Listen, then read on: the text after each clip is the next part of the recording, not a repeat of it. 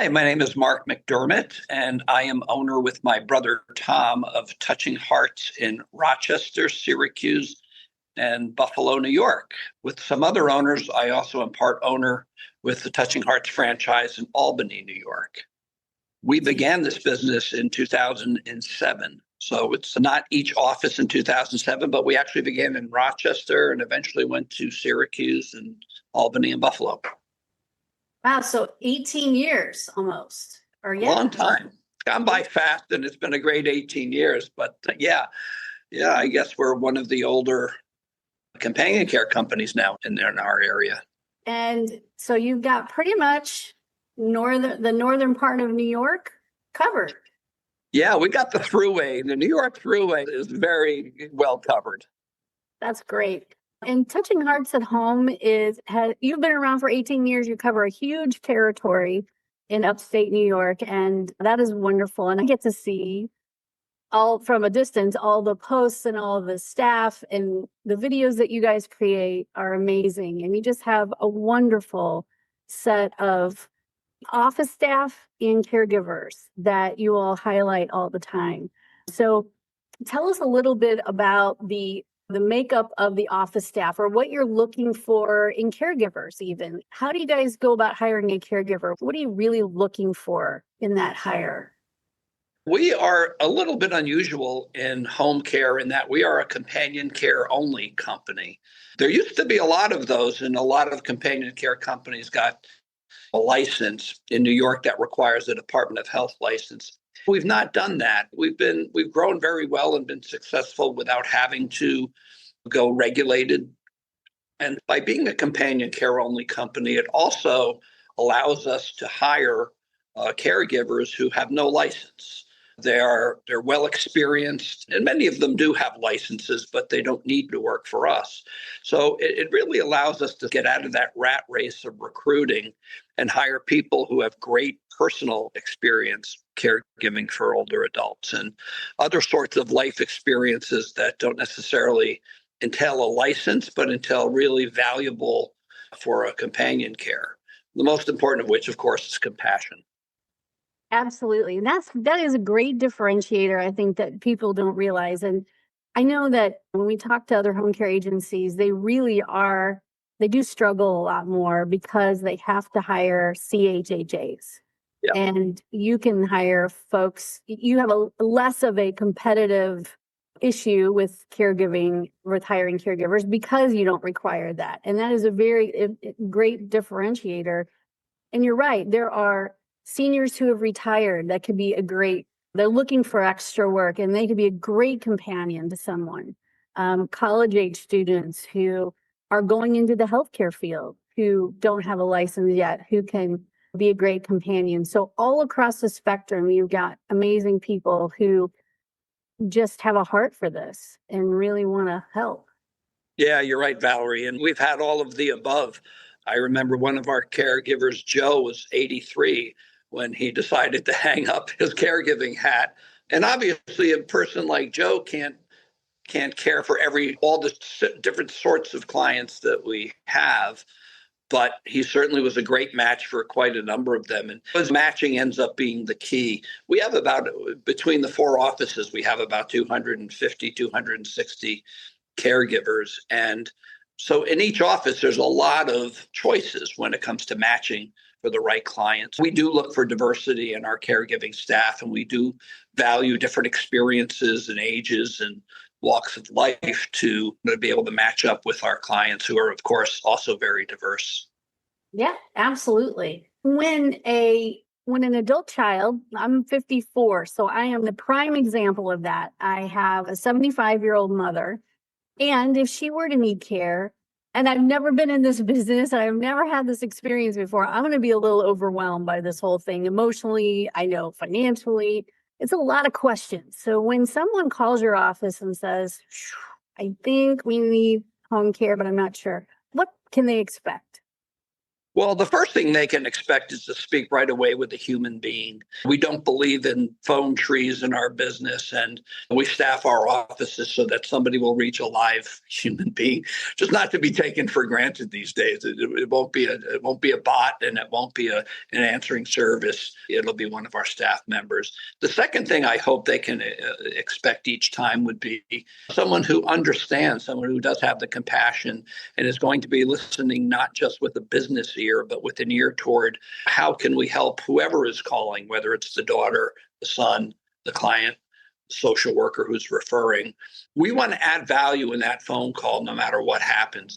We get many phone calls, as you can imagine, and they're not looking for the care we provide, but we're going to do our best to try to find, add value to that person in some way to get them connected with what they may need. But what will most often happen is either the person answering the phone or someone else in our office will have an initial discussion to fact find and try to understand the situation. And provided there is a potential match, to arrange a quick family visit. When I say quick, I don't mean 15 minutes. It'll happen right away. As time is often of the essence. These are often crisis situations. So we're usually able to meet with a family within a business day, sometimes the same day. And that will be a more involved fact finding and make sure that we understand. And if it is a good match, then, we make our schedules and we sign paperwork and we're ready to go. And it's usually within a couple, 3 days that we're able to start cases. That's great. Yeah, I think time is of the essence for sure. Most time, we wish it wasn't this way, but for most of us, there's a straw that breaks the camel's back, so to speak. And Right. there's been a hospitalization. Someone's going to be discharged tomorrow because nobody stays in the hospital for very long anymore. Right. Hospitalizations or quick discharges, or someone's, taken a fall, and we can't have them continue to fall. So we need some help in the home. Yeah, usually it's we thought this was coming, but here it is. So that's great. And I know that your staff are great listeners and take into consideration all the family dynamics. So that's a great way to start. Do you have minimum? So how many hours what would be the expectation for a minimum number of hours per week? Yeah, we have a minimum of 16 hours a week and a minimum of a 4-hour shift. We do make exceptions. Of course, in this sort of business with people, you always have to have exceptions in mind. So we do occasionally make exceptions. We'd also take a short-term respite sort of case that would be for a week along those lines, minimum hours, minimum of about a week. But yeah, those are our typical minimums anyway. And you can provide up to 24-hour-a-day care too, right? Absolutely. We can also provide live-in care. So those are a couple different options to address those cases where the needs are very significant. Honestly, 4 hours goes by just like that. So if, someone does just need 4 hours of care 4 days a week, that could just be a grocery trip and some meal preparation and getting everything settled and everybody where they need to be. And 4 hours has gone by pretty quick. Yeah, I think, yeah. An evening tuck-in, just making sure everybody's ready for bed and where they need to be, and medication reminders, and 4 hours just flies by. Yeah, I think personally a 4-hour minimum is a great expectation. And some agencies require much more than that and much more per week. So a low set of minimums is wonderful because honestly, how can you get a bath, get dressed, and have lunch, and by that time it's 4 hours? That's great. And what about training? I know that you guys do some training for staff. What can you tell us about that?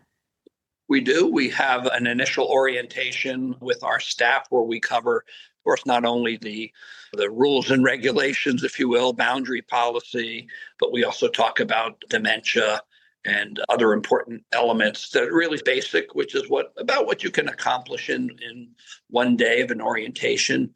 We do offer periodic mandatory in-services, actually, that do additional training.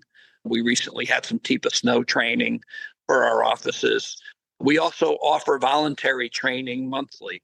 so that we have different topics that we rotate and folks can avail themselves. Those are voluntary. So there's a wide range. I think what's important for us, though, is we hire people who often bring lots of their own training and experiences to the table. And when it comes to clients that we have whose needs are very significant, we have to make sure that not only the training we provide, but the person's background lends them the capabilities to deal with those challenging situations. And for less challenging situations, we may not need as thorough a background and level of experience. So again, we realize that the training we do is limited and that we've got to make sure we're matching people who have other qualifications and experiences that will make them successful. I think your expertise in matching the right client and the right caregiver is really what it comes down to. Having been around for 18 years, serving all of upstate New York, basically, you guys have not only, I would imagine, you have a huge pool of caregivers, 250, you said. So finding the right match is often a big challenge for smaller agencies. So when you have a large pool of caregivers to choose from, and you know who has experience, and you've talked to them and they've worked cases for you in the past, and they've become like family to some of these clients, then you guys can make a match much easier than a lot of other agencies. Yeah, and I reflect on when we were starting, it was much more difficult when you had the 10, 20, 30 caregivers. And now we have what I consider a critical mass, so that in terms of meeting schedules and filling in call-offs and making good matches, we've got a lot of human resources to do that. And that is what everyone should be looking for in an agency. The safety of the backup plan already being in place. If someone's sick, someone has a flat tire, a sick child, you guys cover it. And that's also the benefit of hiring an agency, is having all those big, the safety of that is not replaceable. And an agency that's been around for as long as you guys have, you wouldn't be in this business this long if you weren't great at what you do. So we thank you for all of that. Is there anything else you'd like to tell us about Touching Hearts at Home? Anything that we didn't cover that you want everybody to know about? Yeah, I'd like to brag a little bit. Okay. It's along the lines of reliability and what we just talked about. We track very closely how many shifts we miss in the course of a month, and we do this on a monthly basis. And we've got about a 97 or 98% shift coverage rate. And the reason I bring that up is because there's such a perception in the home care world that it's unreliable. And it's when somebody calls off, good luck. You're not going to find a replacement. We're really good at filling those situations where, a caregiver is sick or their car breaks down or something happens. And we track it very closely. And that's something I pay a lot of attention to. And it's part of our culture to keep that number of missed shifts in the course of a month very low. That is awesome. And there is no greater peace of mind than knowing that if your regular caregiver can't be there, then someone else will be. The adult children who don't live, whether they live a mile away or they live 500 miles away, that adult child is always glad, or that family member, whoever that is always glad to know that someone's going to see mom today or dad. Absolutely. So having those numbers and knowing that, and also that means that you have a really great scheduling and staffing team in the office. They are the heroes that we don't often see, but they're the ones. Yeah, they're the ones with the relationships with those caregivers, and they can pull them in when needed. So kudos to them as well. Absolutely. Such unsung heroes in our business. Yeah, absolutely. Thank you for telling us all about Touching Hearts at Home. We're so glad that you cover all of upstate New York and are providing the care for families who oftentimes would try to go without or didn't even know this was possible. So thank you very much. You're welcome, Valerie, and thank you for this time, but also the training that you provide to our sales staff, which has been really instrumental in moving the ball forward for us. We're growing very well, and I appreciate all that you do. Oh, thank you very much.